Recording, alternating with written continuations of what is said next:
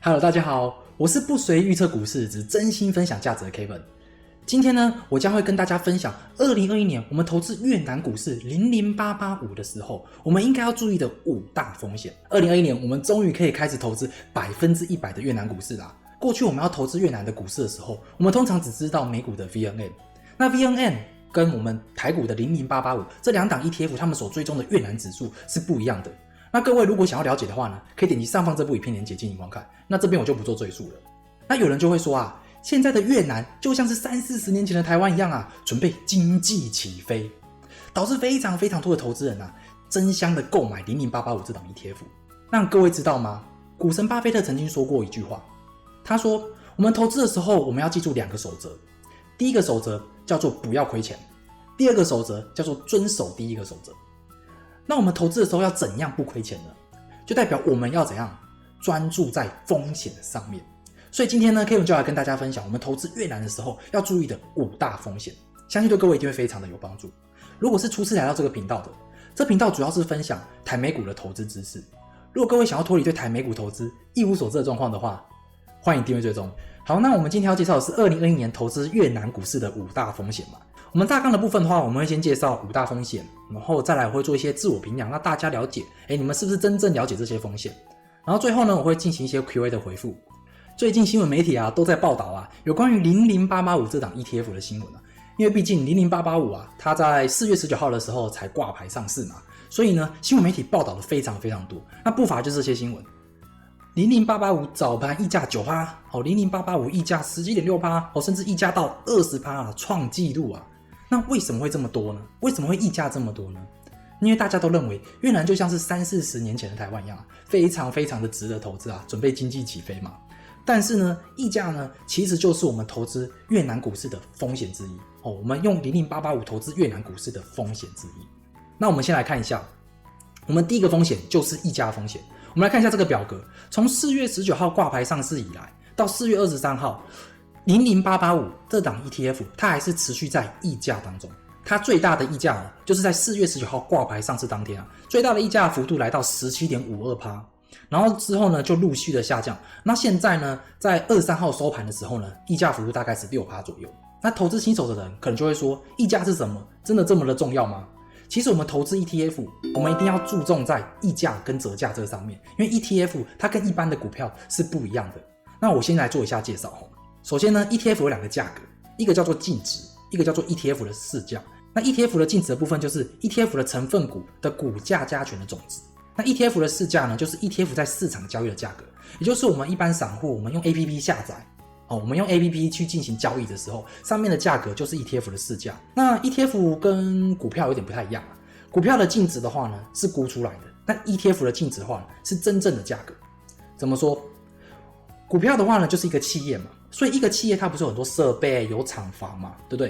然后还有现金嘛，所以它的净值的部分就是设备厂房如果拿去卖掉，然后再加上现金去减掉它的负债的话，就是它的净值。所以这个设备厂房他们真的会拿去卖掉吗？不会卖掉嘛。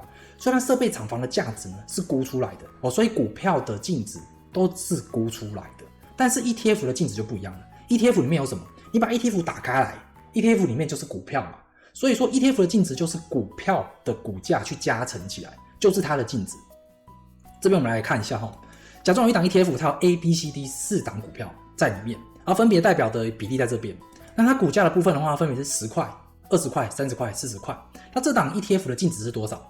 那就是10去乘上 0.2， 再去加上20去乘上 0.3， 加上30乘上 0.4， 40乘上 0.1。 那我们就可以知道这档 ETF 的净值就是24块钱所以我们的 ETF 的净值是可以准确的去算出来的。那 ETF 的市价呢，它只要满足价格优先，再去加上最大成交量，它就可以定义出一个价格出来。我们在 APP 上面去进行交易的价格就是我们的 ETF 的市价。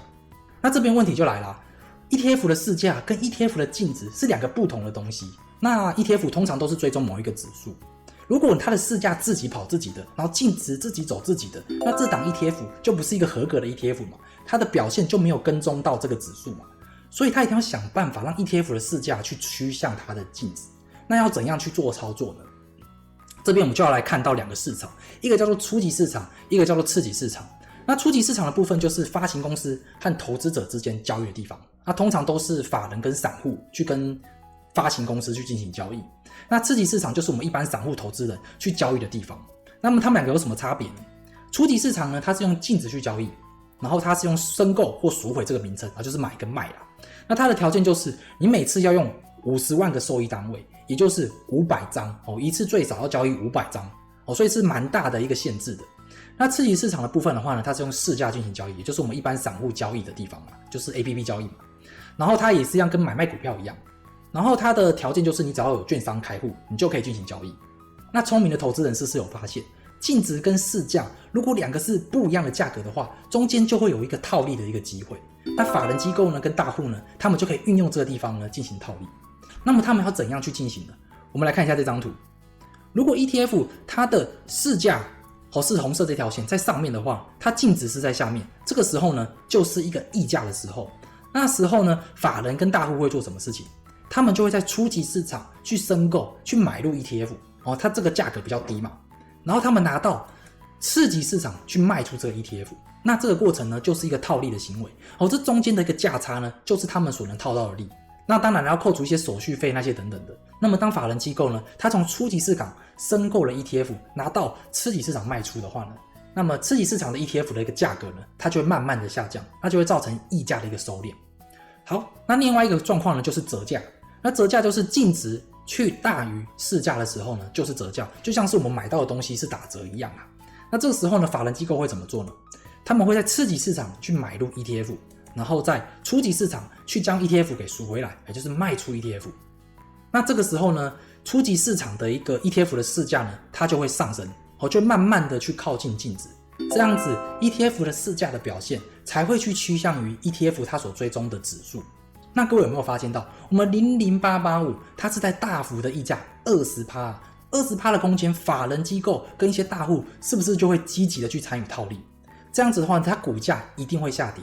那如果各位要在大幅的溢价的时候去进行买入，那我们是不是就像韭菜一样就被法人以及大户给收割走了？那 Kevin 就是不推荐各位在大幅的溢价的时候呢去进行购买。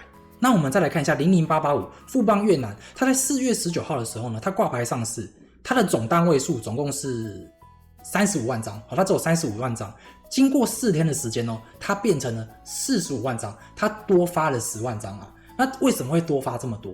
主要就是因为它大幅的溢价嘛，那么法人以及大户他们就踊跃的去参与这个溢价的套利的一个行为啊，才要把它的溢价慢慢的压下来。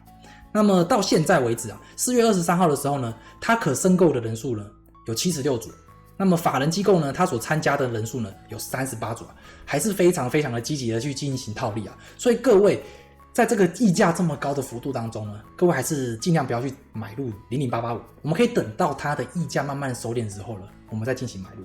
好，那再来就是第二个风险，也就是汇率的风险。不管我们是投资美股还是投资越南，只要我们是投资国外的股票，我们都会面临一个风险，叫做汇率的风险。那现在台币呢兑换越南盾的话呢是1比上821。我们可以看到过去15年期间，台币兑换越南盾呢是持续的强势啊，也就是我们台币的话呢是持续的升值。那我们再来看一下这张图我们越南的地方呢在东南亚，柬埔寨啊、泰国啊、缅甸的旁边这是越南的部分。那我们台湾的部分的话呢在这个地方。好，那我们现在台币兑换越南盾呢，在2021年的时候呢，台币兑换越南盾大概是1比到820块。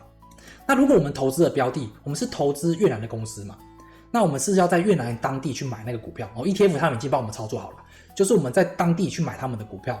那这个股票假装它的价值是1000万的话，那折合新台币现在大概就是1.21万这边应该没有问题吧？如果用数学去算数一下，应该就可以算出来了。好，那假设我们在2025年的时候呢，我们新台币持续升值，我们新台币兑换越南盾变成1比到902块的话，也就是大概涨1成啊。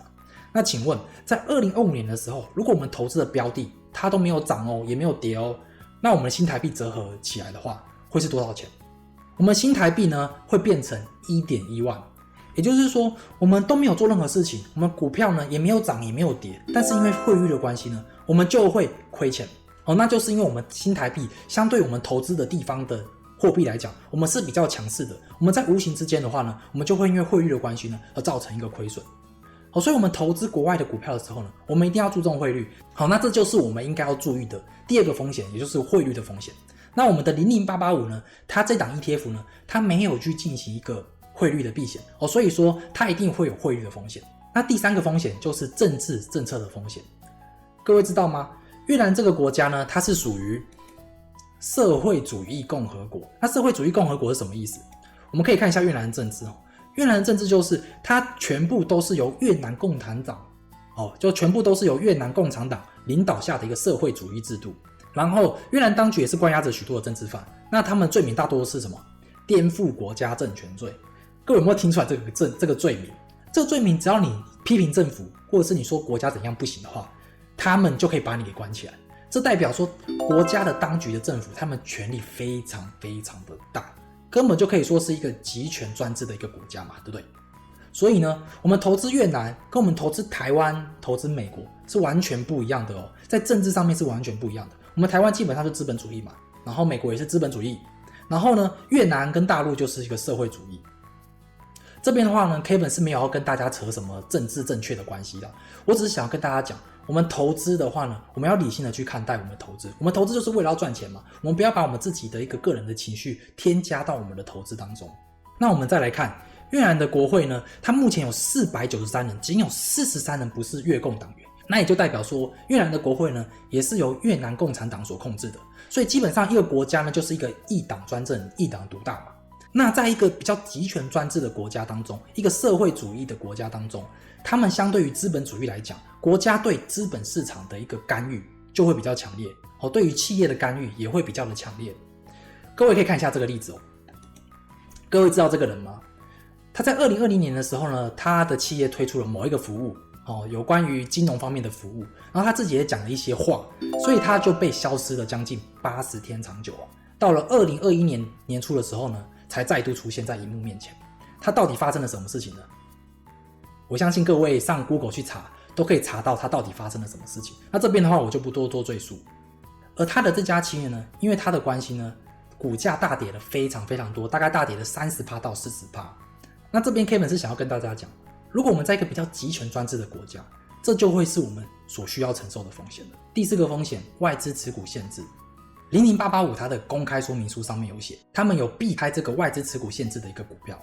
其实他们就是选择一些他们外资持股限制比较宽的一些公司这上面有写到，公司可以经过股东会的修订公司的章程，可以调低或者是调高我们的外资持股限制。所以说一个公司它的外资持股限制是可以去进行调整的。好，那再来就是外资持股限制，这上面有写到外资持股限制比率呢，去减掉外资持股比率，再去除上外资持股限制比率。听起来有点复杂嘛，反正它就是算出一个值，也就是如果你外资去持有这档公司的股票达到某一个定值的时候呢，它的非成分股就不会纳入这个指数，然后再持续上升的话呢，你连原成分股呢，它投资的比率就会下降，甚至你达到了某一个已经临界值，就是你的外资的持股比率已经快到它的限制比率的时候，它就会删除这个成分股。各位有没有发现一个玄机？如果有一家公司它原本纳入了00885的一个成分股里面，然后呢，它越来越赚钱，越来越赚钱，越来越赚钱。这个时候呢，是不是外资就会发现了，他们就会开始进行购买这家公司的股票。当外资买到了一个限定的时候，越来越接近外资持股比率的时候，我们的指数会发生什么事情？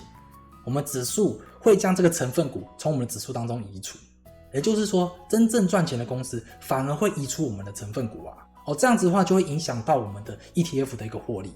这就是我们投资00885这档 ETF 所会遇到的第4个风险。